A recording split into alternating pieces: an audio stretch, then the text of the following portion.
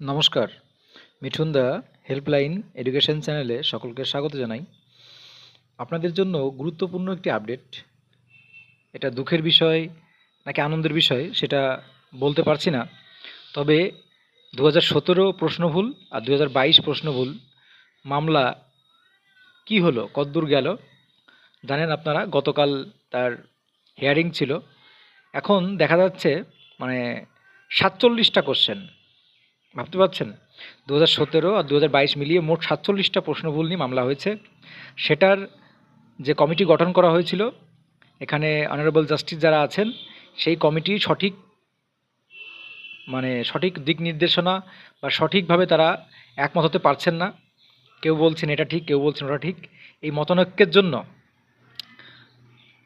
হাইকোর্টের division bench আবার একটি কমিটি গঠন করলেন, আবার নতুন করে একটি কমিটি গঠন করে দিলেন এবং সেই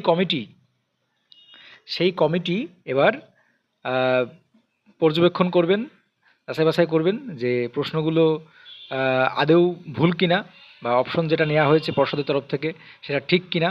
তো এই যাচাই বাছাই করার পর তারপর আবার একটা জাজমেন্ট আসবে যে কতগুলো প্রশ্ন ভুল, কতগুলো প্রশ্ন ঠিক, হ্যাঁ, সবাই নম্বর পাবে কিনা, কারা নম্বর পাবে, কারা নম্বর পাবে না, এই নিয়ে বিবিধ হাজারো রকম প্রশ্ন রয়েছে। তো এর মধ্যে অনেকেরই জানতে ইচ্ছা করেছিল বা জানার ভাব প্রকাশ করেছিল। অনেকে আমাকে এসএমএস করেছিল, দাদা শুক্রবার তো হয়ে গেল, তো কোনো আপডেট এখনও দিলে না। তো আমি তো আগেই গতকালই আভাস দিয়ে দিয়েছিলাম যে কমিটি আবার গঠন হবে, আবার নতুন কমিটি আসবে, কমিটির পর কমিটি আসবে। তো এখন একটা গুরুত্বপূর্ণ কথা যেটা, যদি দেখুন যে জাজমেন্ট দিয়ে দিল যে 7 নম্বর 8 নম্বর বেড়ে গেল, আমরা দেখলাম 22 স্টেট থেকে 7টা কোশ্চেন, পরে 3 থেকে 5টি কোশ্চেনে দাঁড়িয়েছিল, 17 থেকে এরকম টোটালে এখন দেখা যাচ্ছে এখন মোট 47টা কোশ্চেনের উপর আর কি হবে, পরীক্ষা নিরীক্ষা হবে, যাচাই বাছাই হবে।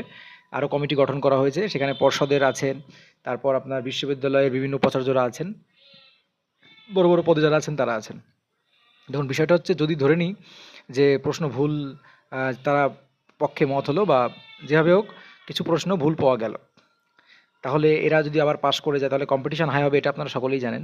এবং কী পরিমাণ হাই হবে সেটা ভাবতেও পারছেন না, কারণ একটা নম্বর বাড়লেও কমসে কম 10-15 হাজার ছেলেমেয়ে পাশ করবে।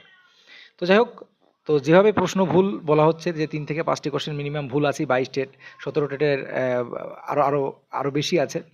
তো এই যে বিষয়গুলো, তো দেখুন বিষয়টা হচ্ছিল, যখনই ডিভিশন বেঞ্চ জাজমেন্ট দেবে সেটা খুশির খবর যদি যারা নম্বর বাড়ে যাদের জন্য, কিন্তু এটা আবার দেখা গেল সুপ্রিম কোর্টে টেনে নিয়ে যাবে পর্ষদ অথবা যারা 22 স্টেট পাস করে আছে, তারা কিন্তু অত সহজে ছেড়ে দেবে না, এটুকু আমার যা ব্যক্তিগত মত।